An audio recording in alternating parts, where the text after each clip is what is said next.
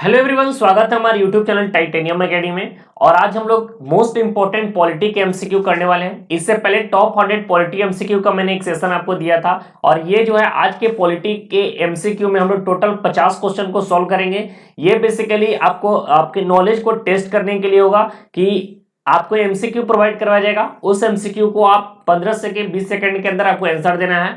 अगर जो लगभग मैं हर एक पार्ट से क्वेश्चन लेने की कोशिश किया हूं, तो वैसे अगर मान लीजिए कोई क्वेश्चन आपसे नहीं बन रहा है या फिर कोई आपका पार्ट कमजोर है, तो उसको आपको देखना होगा कि आपको किस पार्ट से क्वेश्चन नहीं बन रहा और उस पार्ट को आपको स्ट्रॉन्ग करना है। ठीक है, तो इसमें किसी भी तरह का एक्सप्लेनेशन वगैरह की बात नहीं होगी, क्योंकि आप लोगों ने जो भी है सारा चीज पढ़ लिया है। अब आपको मॉक टेस्ट और जितना ज्यादा हो सके एमसीक्यू लगा के उतना आपके लिए बेस्ट होगा। अभी हाल ही में बनारस यूनिवर्सिटी का एंट्रेंस एग्जाम भी खत्म हुआ है, तो वो पहले ही क्लियर था कि बनारस यूनिवर्सिटी का जो एंट्रेंस एग्जामिनेशन होता है वो टोटली बेस्ड होता है एसएससी पैटर्न पे।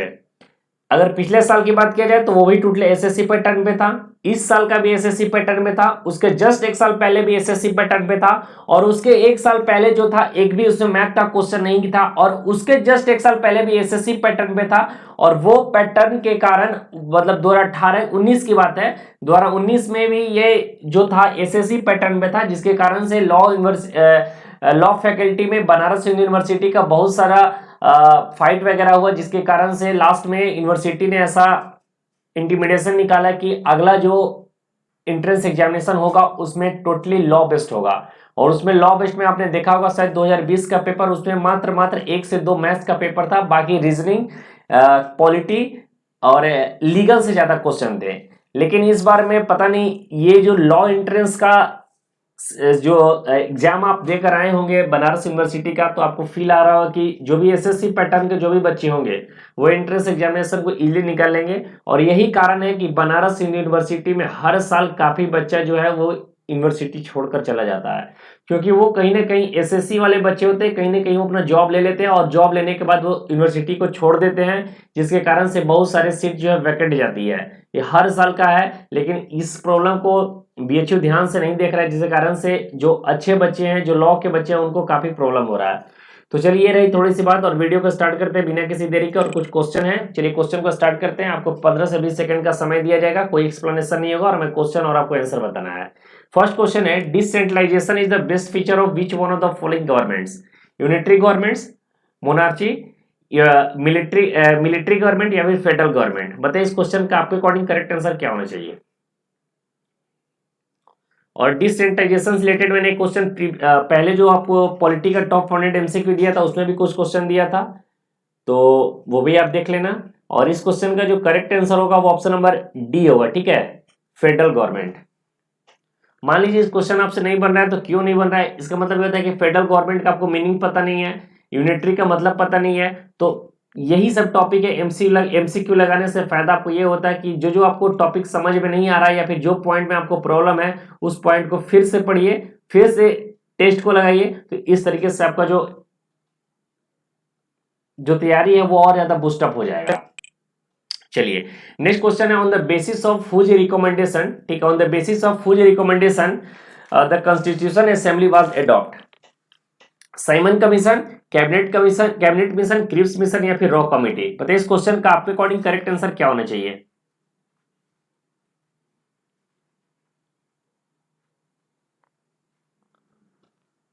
जिन लोगों ने ऑप्शन नंबर बी सिलेक्ट किया है, कैबिनेट मिशन, उनका एकदम एग्जैक्ट सही है। आपको पता है तो ठीक है, अगर नहीं पता है तो आप जाके पूरे कॉन्स्टिट्यूएंट असेंबली के बारे में पढ़िए, उसमें कितने मेंबर थे, उसमें कितने फीमेल थे, कितने उसमें मुस्लिम थे, ये सारे आपको डिटेल में पता होना चाहिए टिप्स पे। चलिए, नेक्स्ट क्वेश्चन है, question number 3, which on one of the following is known as the key of the constitution? Article 32, preamble, fundamental right, या फिर schedule of the constitution?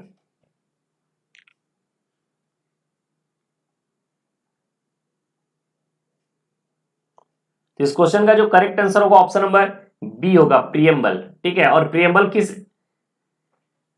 Preamble जो है किस कंट्री से लिया गया? यूएसए से लिया गया। अगर इसका लैंग्वेज की बात किया जाए, प्रियम्बल का अगर लैंग्वेज के बारे में बात किया जाए, तो वो लिया गया कहां से? ऑस्ट्रेलिया से। तो ये भी पॉइंट है जो इंपॉर्टेंट है, जो आपको पता होना चाहिए। ये सारा चीज आपको, मैं मानता हूं कि आपको पता होगा अगर आप अच्छे से तैयारी किए होंगे तो। चलिए नेक्स्ट क्वेश्चन है, two countries India and Pakistan, ठीक है, two countries India and Pakistan was formed by the act 1935, act 1942, 1946 या फिर 1947। बताइए इस क्वेश्चन का आपके अकॉर्डिंग करेक्ट आंसर क्या होना चाहिए।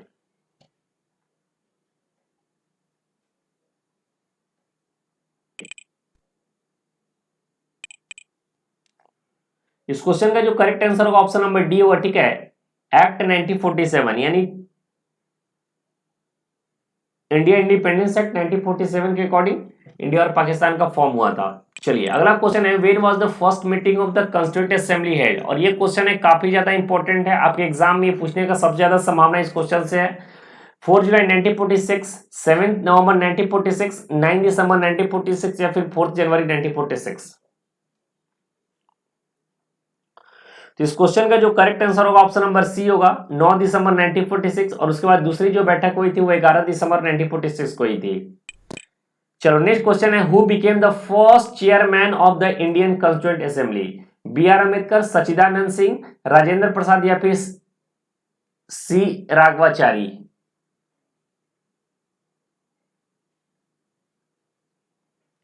इस क्वेश्चन का जो करेक्ट आंसर होगा ऑप्शन नंबर बी होगा, डॉक्टर सच्चिदानंद सिंह। डॉक्टर सच्चिदानंद सिंह जो थे वो पहले टेम्परेरी चेयरमैन थे, ठीक है। अगर यहाँ पर देखो इस क्वेश्चन को थोड़ा सा कंफ्यूजिंग भी किया जा सकता है, ये दोनों ऑप्शन में एक ही ऑप्शन रहेगा। अगर यहाँ पर टेम्परेरी चेयरमैन लिखेगा तो आपको सच्चिदानंद सिंह ही लिखना है, अगर सिर्फ चेयरमैन का नाम रहेगा तो इसका आंसर राजेंद्र प्रसाद होगा, ठीक है। तो इस क्वेश्चन थोड़ा सा कंफ्यूजिंग क्वेश्चन है, इसको आप लोग समझने की कोशिश करिएगा। पहले जो कॉन्स्टिट्यूएंट असेंबली के 9 दिसंबर की जो बैठक हुई थी, उस 9 दिसंबर के बैठक में टेम्परेरी चेयरमैन के रूप में डॉक्टर सच्चिदानंद सिंह को चुना गया था। इसलिए चुना गया था कि उस संविधान सभा का सबसे बुजुर्ग व्यक्ति यही थे, सब ठीक है। सबसे बुजुर्ग व्यक्ति कौन थे, सच्चिदानंद सिंह थे। लेकिन उसके बाद जो अगली बैठक हुई उसमें जो है राजेंद्र प्रसाद को चेयरमैन सिलेक्ट किया गया था इंडियन कॉन्स्टिट्यूएंट असेंबली का, ये आपको पता होना चाहिए। नेक्स्ट क्वेश्चन है, how many numbers of womens were in the member of the constituent assembly, 7, 9, 12 या फिर 15।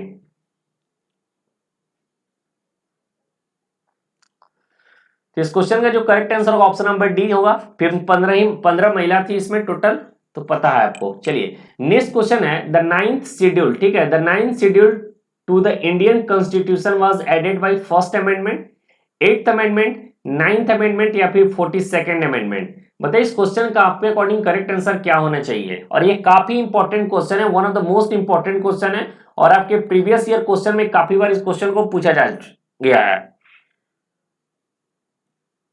और देखो अगर करंट अफेयर्स की बात करूं तो करंट अफेयर्स का जो मैंने आपको पढ़ाया वो अच्छा कंटेंट मैंने आपको दिया है, ठीक है। One of the most best content मैंने आपको प्रोवाइड किया है। अगर जो बीएचयू का एग्जाम आप दिए होंगे तो बीएचयू में टोटल 7 क्वेश्चन थे, ठीक है, करंट अफेयर्स और स्टैटिक पोर्शन से, जिससे 5 आपके करंट अफेयर्स से थे और 2 स्टैटिक जीके से थे। तो स्टैटिक जीके में आपको डांस वगैरह, डांस फॉर्म्स के बारे में पूछा गया था, और 5 करंट अफेयर्स में पूछा गया था। 5 करंट अफेयर्स में 2-3 क्वेश्चन जैसे आए थे आपके कि बालकृष्ण जोशी को आर्किटेक्चर अवार्ड के से उनको सम्मानित किया गया था, तो एक क्वेश्चन ये पूछा गया था आपको, और कुछ क्वेश्चन और पूछा गया था। लेकिन जो पांचों क्वेश्चन ऐसे थे जो आपके, जो मैंने आपको पढ़ाया है वहीं से डायरेक्ट पूछा गया था, ऐसा स्टूडेंट लोगों ने बताया है। तो करंट अफेयर्स का कंटेंट आपको अच्छा मिला, लेकिन हाँ बशर्ते कि जितने भी कंटेंट आपको प्रोवाइड किया है वो उसको अच्छे से आप पढ़ के आपको जाना होगा। इस क्वेश्चन का जो करेक्ट आंसर होगा ऑप्शन नंबर ए होगा, फर्स्ट अमेंडमेंट। चलिए नेक्स्ट क्वेश्चन है question number 9, in which year were the Indian states reorganise on the linguistic basis after independence, 1947, 1952, 1956 या फिर 2002। और ये क्वेश्चन मैं पहले भी आपको करा दिया हूं, ये दूसरा बार मैं ये क्वेश्चन करा रहा हूं। जब मॉक टेस्ट मैंने करवाया था तो उसमें ही मैंने इसका आंसर बताया था, और इस क्वेश्चन का जो करेक्ट आंसर होगा ऑप्शन नंबर सी होगा, 1956। ठीक है, चलिए नेक्स्ट क्वेश्चन है, विच अमंग द फॉलोइंग, ठीक है, which among the following part of the constitution is known as the Magna Carta of India.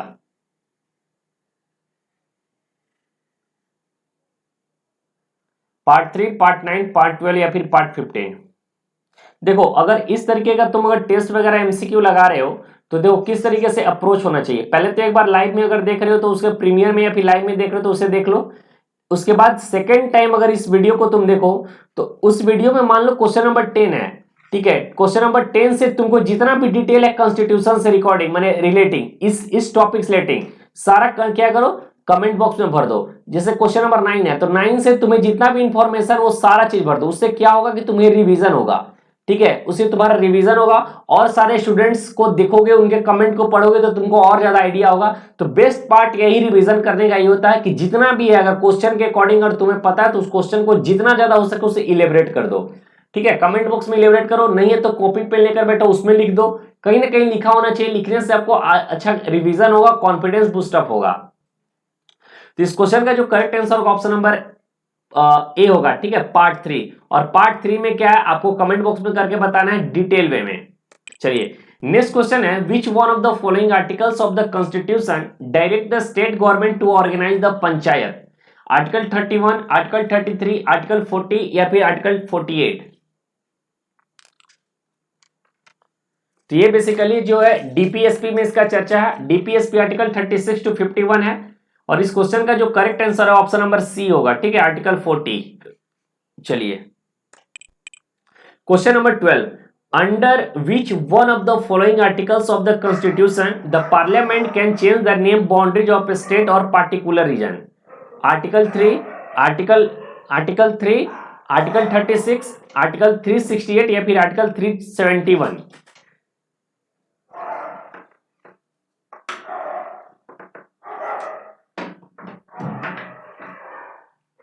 बताइए इस क्वेश्चन का आपके अकॉर्डिंग करेक्ट आंसर क्या होना चाहिए। एक बार मैं फिर से क्वेश्चन को दोहरा रहा हूं, under which one of the following articles of the constitution the parliament can change the name boundaries of state और particular region? Article 3, article 36, article 368 या फिर आर्टिकल 371?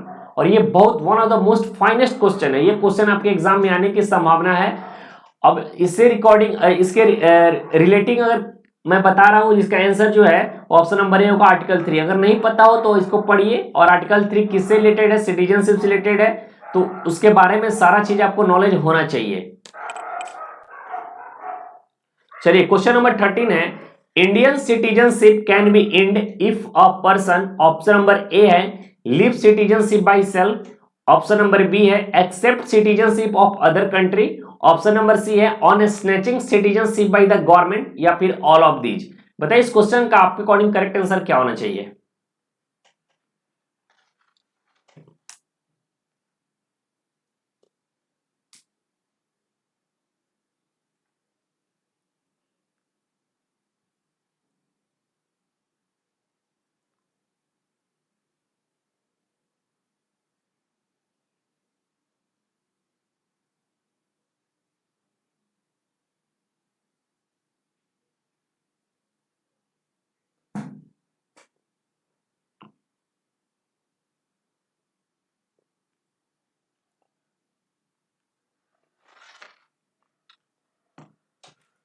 तो इस क्वेश्चन का जो correct answer option number D होगा, ठीक है, ऑल ऑफ दीज।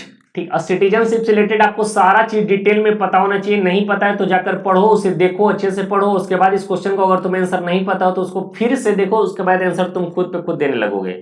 चलिए नेक्स्ट क्वेश्चन है question number 14, in which case the supreme court laid down the doctrine of basic structure? Indira Nehru Gandhi case, Minerva mills case, central coal field limited case या फिर Keshavananda Bharati case?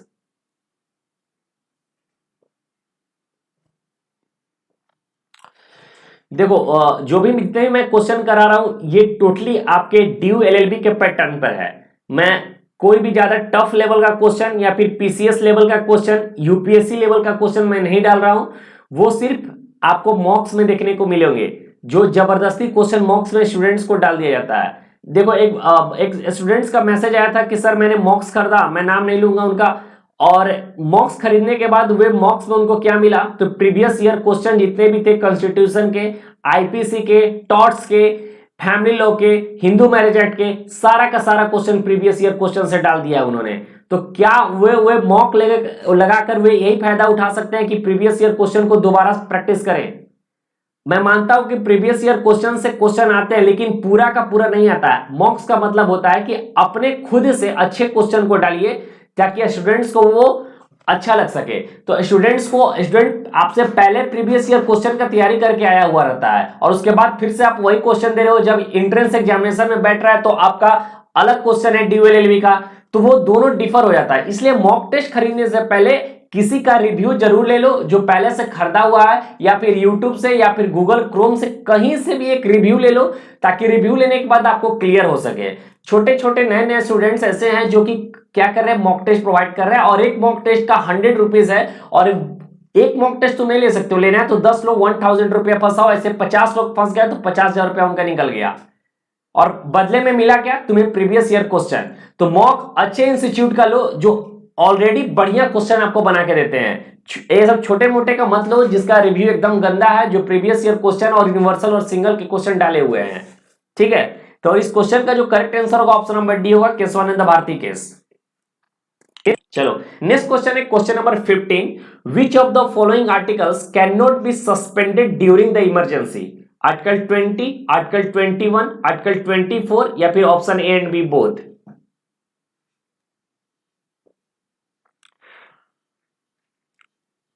तो इस question का जो correct answer होगा option number D होगा। ठीक है, ऑप्शन नंबर बी डी होगा, यानी कि ऑप्शन आर्टिकल 20 और 21 दोनों इसका करेक्ट आंसर होगा। देखो, अगर तुम कॉन्स्टिट्यूशन का अच्छे से अगर प्रिपरेशन करने लगोगे ना, बहुत सारे एमसीक्यू लगा लोगे, बहुत सारा, तो क्वेश्चन अगर तुम देखोगे ना, अगर आंसर नहीं भी पता हो, अगर बार बार क्वेश्चन का प्रैक्टिस किया हो तो तुम्हें लग जाएगा कि इसका आंसर यही होगा, ऑप्शन नंबर डी होगा। ठीक है, तो ये सब प्रैक्टिस का चीज है। नेक्स्ट क्वेश्चन है, under which articles the responsibility has given to state government for protecting the environment, conservation and protection of forest and wild life? Article 38A, article 48A, article 49, या फिर आर्टिकल 51A।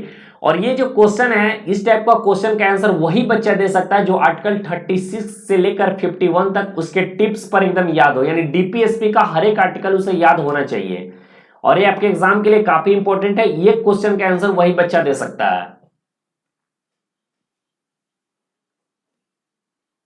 और इस question का जो correct answer होगा option number B होगा, article 48A। चलो next question है question number 17, when was the right to information act came into force as a fundamental right of Indian citizen? 2004, 2005, 2008, या फिर 2011? देखो, बहुत सारे स्टूडेंट्स को ये भी कंफ्यूजन है कि क्या आरटीआई जो है फंडामेंटल राइट है, तो जी हाँ, आरटीआई फंडामेंटल राइट है, और इसका जो करेक्ट आंसर होगा ऑप्शन नंबर बी होगा, 2005। ठीक है, 12 अक्टूबर 2005, पूरा नोट कर लेना। क्वेश्चन नंबर 18 है, executive power of the Indian union is implied in the parliament, the president, the prime minister, या फिर द सुप्रीम कोर्ट? बताइए इस क्वेश्चन का आपके अकॉर्डिंग करेक्ट आंसर क्या होना चाहिए?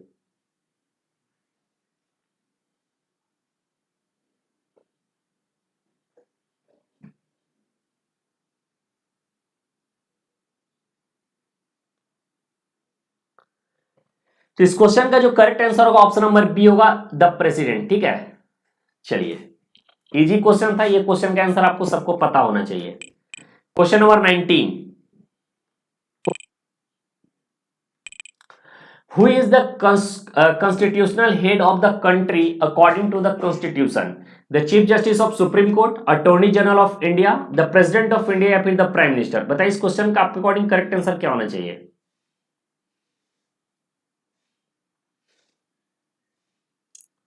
बीएचयू लॉ यूनिवर्सिटी वही स्टूडेंट्स पास करेगा जिसका मैथ्स, रीजनिंग और इंग्लिश अच्छा हो, यानी जो एसएससी का तैयारी कर रहा होगा उसको लॉ से कोई फर्क नहीं पड़ता है, वो आराम से एडमिशन ले लेगा। तो इस क्वेश्चन का जो करेक्ट आंसर होगा ऑप्शन नंबर सी होगा, द प्रेसिडेंट ऑफ इंडिया। चलिए नेक्स्ट क्वेश्चन है question number 20, which among the following union territories can participate in the presidential election? Delhi, Chandigarh, Puducherry, या फिर लक्षद्वीप? आपके पास चार ऑप्शन है, चारों में से जो करेक्ट आंसर है option number A, B, C, D आपको बताना होगा।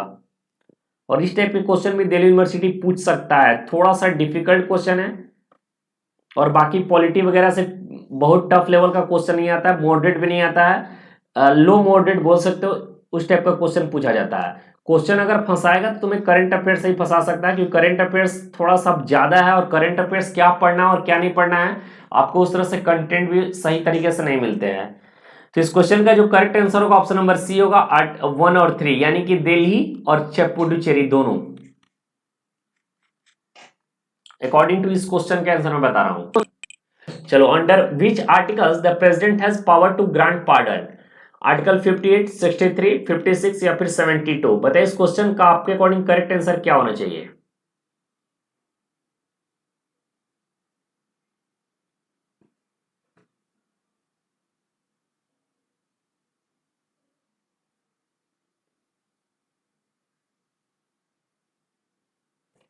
इस क्वेश्चन का जो करेक्ट आंसर होगा ऑप्शन नंबर डी होगा, आर्टिकल 72। और सबसे ज्यादा अगर ड्यू की बात करें तो सबसे ज्यादा जो क्वेश्चन पूछा जाता है वो कहां से पूछा जाता है? प्रेसिडेंट से। अगर प्रीवियस ईयर 5-6 साल का अगर देख लेना तो प्रीवियस ईयर का क्वेश्चन अगर देखोगे तो प्रेसिडेंट से बहुत ज्यादा क्वेश्चन पूछा जाता है। और इस साल ड्यू का अगर कटअप की बात किया जाए तो 240, 240, 50 के बीच में जाने वाला है। अगर 240 प्लस रखोगे, 250 के आसपास रखोगे, तुम्हारा तब जाकर क्लियर होगा। ठीक है, सीएलसी वगैरह चाहिए तो 300 प्लस मार्क्स चाहिए तुम्हें। नेक्स्ट क्वेश्चन है, who among the following is the real head of the executive in India? ठीक है, who among the following is the real head of the executive in India? The president, the prime minister, Lok Sabha speaker या फिर chairman of Rajya Sabha? तो इस question का जो correct answer होगा option number B होगा, द प्राइम मिनिस्टर। सिर्फ प्रेसिडेंट सिर्फ दिखाने के लिए होते हैं, बाकी रियल हेड जो होते हैं वो प्राइम मिनिस्टर ही होते हैं। क्वेश्चन नंबर 23 है, the chairman of the finance commission is appointed by the president, the prime minister, the Lok Sabha speaker या फिर chief justice of supreme court? बताइए इस क्वेश्चन का आपके अकॉर्डिंग करेक्ट आंसर क्या लग रहा है?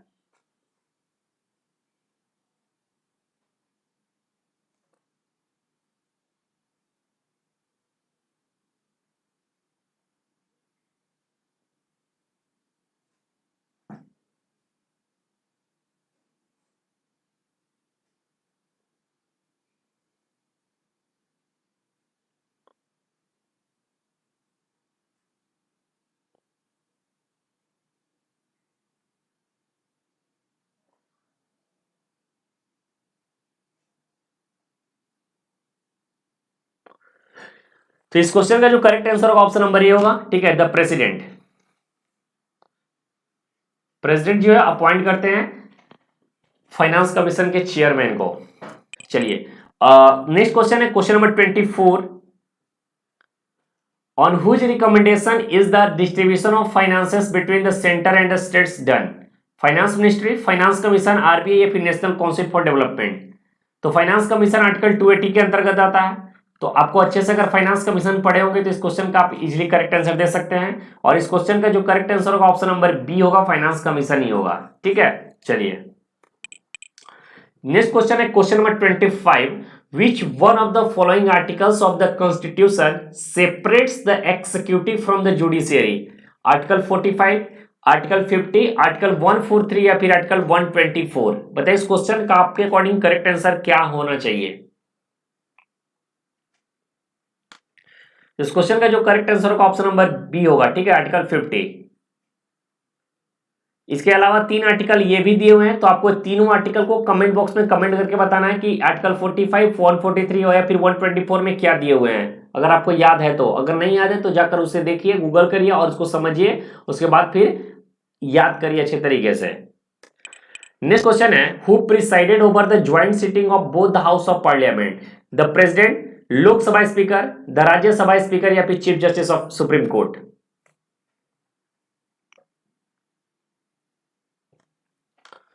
इस क्वेश्चन का जो करेक्ट आंसर होगा ऑप्शन नंबर बी होगा। ठीक है, लोकसभा स्पीकर।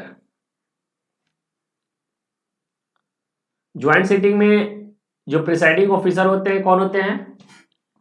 वो लोकसभा स्पीकर ही होते हैं। चलिए नेक्स्ट क्वेश्चन है, who appoint the chairman of the public accounts committee in the Indian parliament? The president, the prime minister, Lok Sabha speaker या फिर चेयरमैन ऑफ राज्यसभा? बताइए इस क्वेश्चन का आपके अकॉर्डिंग करेक्ट आंसर क्या होना चाहिए?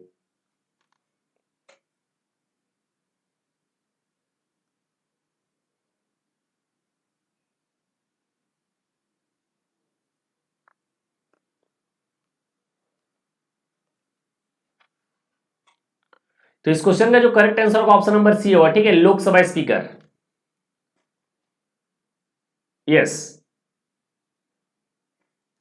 चलिए नेक्स्ट क्वेश्चन है question number 28, which one of the following state has the large number of members in the Vidhan Sabha? Maharashtra, Uttar Pradesh, Bihar या फिर वेस्ट बंगाल। बहुत सारा कॉमन क्वेश्चन है ये क्वेश्चन, अगर आपको आंसर नहीं पता हो तो आप बता सकते हैं, अगर थोड़ा बहुत न्यूज वगैरह देखते हैं तो। इस क्वेश्चन का जो करेक्ट आंसर है उत्तर प्रदेश, टोटल 403 सीट है। पहले एक और था एंग्लो इंडियन, उसको हटा शायद उसे 403 प्लस 1, पहले 404 होगा, लेकिन 403 ऐसे टोटल है। चेक कर लेना कि एंग्लो इंडियन को स्टेट से भी हटाया गया नहीं हटाया, ऐसे तो पार्लियामेंट से उसे हटा ही दिया गया है। 552 से 550 अभी हो गया होगा, आपको पता होगा। तो स्टेट्स को एक बार तुम लोग चेक कर लेना, मुझे उसमें कंफ्यूजन है, उसमें हमें आइडिया नहीं है क्या हुआ है क्या नहीं हुआ है। चलो नेक्स्ट क्वेश्चन है क्वेश्चन नंबर 29।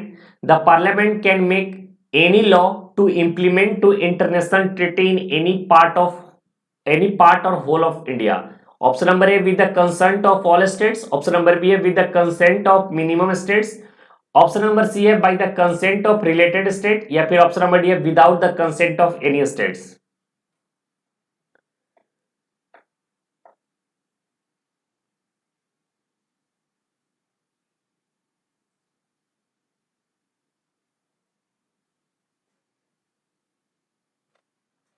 इस क्वेश्चन का जो correct answer option number D होगा, without the consent of any states. किस without consent of any states, इसका जो करेक्ट आंसर होगा ऑप्शन नंबर डी।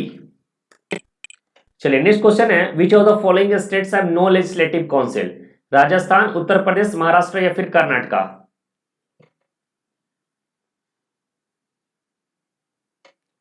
तो इस क्वेश्चन का जो correct answer option number A होगा राजस्थान, और आपको ये बताना है कि कौन कौन से स्टेट में लेजिस्लेटिव काउंसिल है। ठीक है, तो 3 तो आपको यही दिख गया, उत्तर प्रदेश, महाराष्ट्र, कर्नाटका, और बाकी आपको बताना होगा। नेक्स्ट क्वेश्चन है who is known as the first law officer of India. The chief justice of supreme court, attorney general of India, law minister of India या फिर द प्रेसिडेंट ऑफ इंडिया।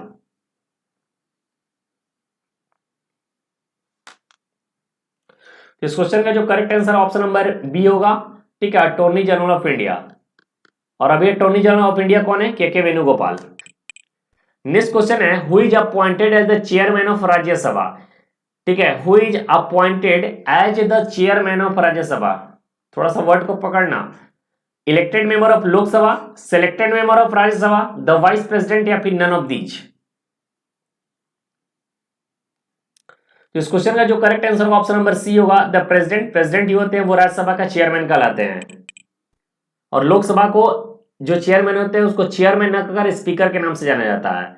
चलो नेक्स्ट क्वेश्चन है question number 33। When was the Rajya Sabha constituted in India for the first time.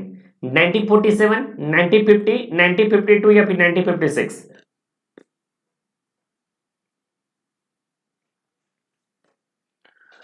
तो इस question का जो correct answer option number C होगा 1952। 1952 यानी 13 मई 1952। पूरा नाम याद, पूरा याद रखना, पूरा डेट 13 मई 1952। नेक्स्ट क्वेश्चन है question number 34। Under which constitutional amendment the voting age was further reduced from 21 to 18 year. 42nd amendment, 44th amendment, 58th amendment या फिर 61st अमेंडमेंट। तो जिन लोगों ने ऑप्शन नंबर डी चूज किया उनका करेक्ट आंसर है 61st amendment, और हुआ था 1988 में। चलिए क्वेश्चन नंबर 35 है by which of the following constitutional amendment Sikkim became a new state of India?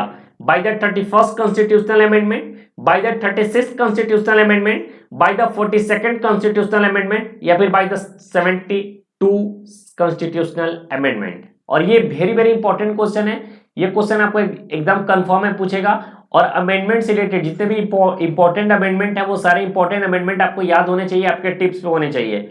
नहीं याद है तो उसको अच्छे से पहले याद कर लीजिए। और इस क्वेश्चन का जो करेक्ट आंसर होगा ऑप्शन नंबर बी होगा। ठीक है, बाय द 36th अमेंडमेंट। और कब हुआ था, तो ये 1975 में हुआ था, 1975 में।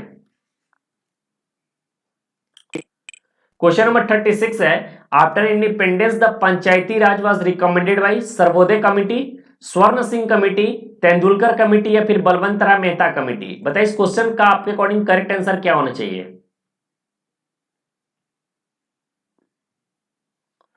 इस क्वेश्चन का जो करेक्ट आंसर जिन्होंने दिया ऑप्शन नंबर डी बलवंत राय मेहता कमेटी, उनको एकदम अच्छे से सही है। और आपको पंचायती राज रिलेटेड जितना भी इंपॉर्टेंट कमेटी है वो सारी कमेटी आपको टिप्स पर याद होने चाहिए।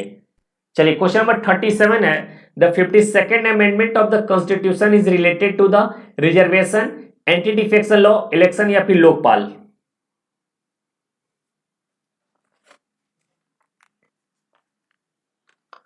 इस क्वेश्चन का जो करेक्ट आंसर होगा ऑप्शन नंबर बी होगा, ठीक है, एंटी डिफेक्शन लॉ।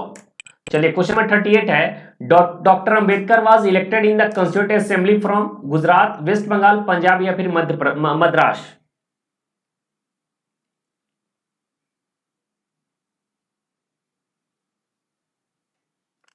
देखो कम से कम आर्टिकल 1 से लेकर, ठीक है, आर्टिकल 1 से लेकर 67 तक तुमको कंटिन्यूटी याद होने चाहिए अच्छे तरीके से, खासकर उसमें फंडामेंटल राइट और डीपीएसपी तो एकदम अच्छे से याद होने चाहिए। उसके बाद भी जो जो इंपॉर्टेंट है, मतलब प्रेसिडेंट से रिलेटेड हर एक आर्टिकल, इमरजेंसी वगैरह सारा, वो तो याद कर ही लेना। प्रेसिडेंट से रिलेटेड कोई आर्टिकल नहीं छूटना चाहिए, और उसके बाद भी जितने मोस्ट इंपॉर्टेंट कुछ कुछ आर्टिकल्स है उसको भी पढ़ लेना। आर्टिकल से तुम्हारा कंप्लीट हो जाएगा, और आर्टिकल पढ़ोगे तो तुम्हारा कंसेप्ट भी क्लियर हो जाएगा। और इस क्वेश्चन का जो करेक्ट आंसर होगा ऑप्शन नंबर बी होगा, वेस्ट बंगाल। नेक्स्ट क्वेश्चन है question number 39, who among the following first presented the idea of the structure of the constitution constituent assembly for India? Congress party, Swaraj party, Muslim league या फिर cabinet mission?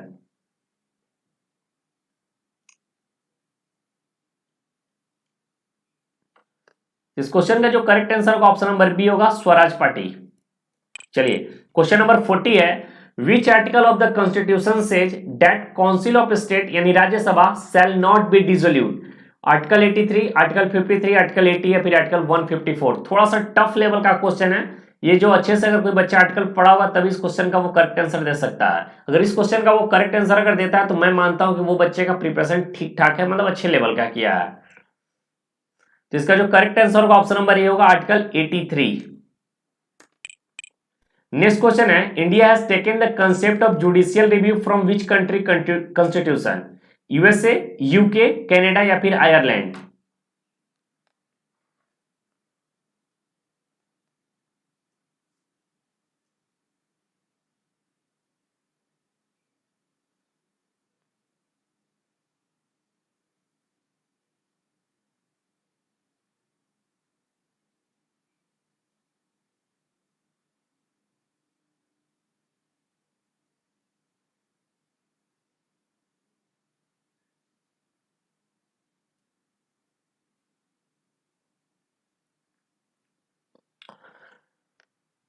तो इस question का जो correct answer होगा option number A होगा, ठीक है, यूएसए। चलिए नेक्स्ट क्वेश्चन है question number 42, to be recognised as national party a party must be recognised state party in at least 3 states, 4 states, 5 states या फिर 6 स्टेट्स?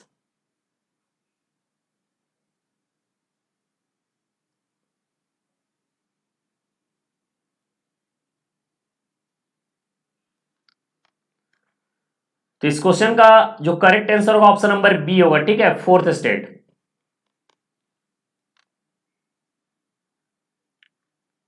चलिए कम से कम 4 होना चाहिए, 4 से ज्यादा, 4 या 4 से ज्यादा होना चाहिए, उससे कम होगा तो नहीं हो पाएगा।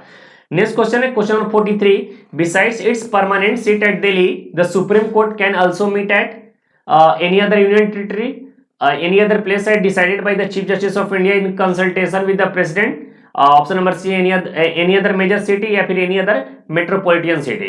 तो इस क्वेश्चन का करेक्ट आंसर बताइए क्या होना चाहिए। तो पहला तो ये देखो, एलिमिनेशन मेथड से समझा जाए तो यूटी पे तो होगा नहीं, ऐसा नहीं है कि सिर्फ यूटी में है या फिर कहीं पे है, कहीं भी हो सकता है, कोई भी मेजर सिटी में भी हो सकता है, कोई मेट्रोपॉलिटन सिटी में भी हो सकता है, ठीक है।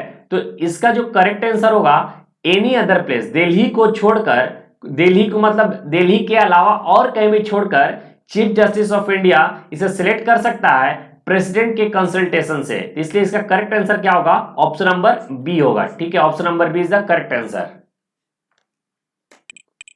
क्वेश्चन नंबर 44 है, all India services can be created by the president, UPSC, prime minister या फिर पार्लियामेंट?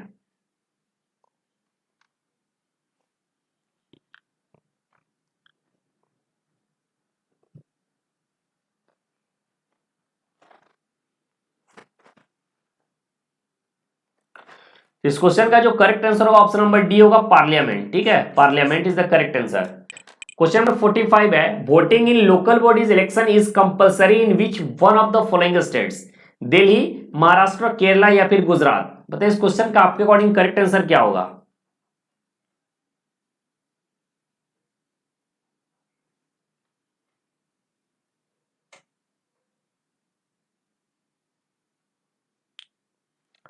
इस क्वेश्चन का जो करेक्ट आंसर है ऑप्शन नंबर डी है। ठीक है, Gujarat is the correct answer. ये क्वेश्चन मैं पहले भी कराया हूं, ये दोबारा मैं क्वेश्चन डाल दिया हूं कि थोड़ा सा इंपॉर्टेंट क्वेश्चन मुझे लगा। चलिए नेक्स्ट क्वेश्चन है question number 46, Indian citizenship took the concept of single citizenship from USA, UK, Australia या फिर जापान?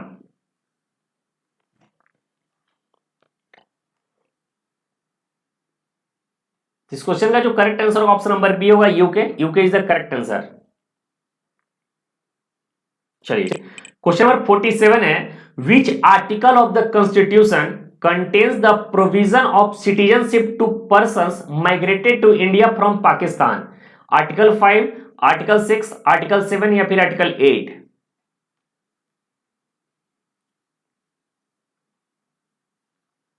तो इस क्वेश्चन का जो करेक्ट आंसर है वो ऑप्शन नंबर बी होगा। ठीक है, आर्टिकल 6। ठीक है, और इसका करेक्ट आंसर क्या होगा? ऑप्शन नंबर बी होगा, आर्टिकल 6। एक बार आप लोग से अनुरोध है कि जो भी वीडियो लाइक नहीं किए सभी लोग वीडियो को जरूर लाइक कर दीजिए। ठीक है, आपके वीडियो को लाइक करने से हमारा मोटिवेशन लेवल थोड़ा सा हाई हो जाता है। चलिए नेक्स्ट क्वेश्चन है question number 48, what is the minimum age to become the chief minister of any states? 30 years, 35 years, 25 years या फिर 21 ईयर्स?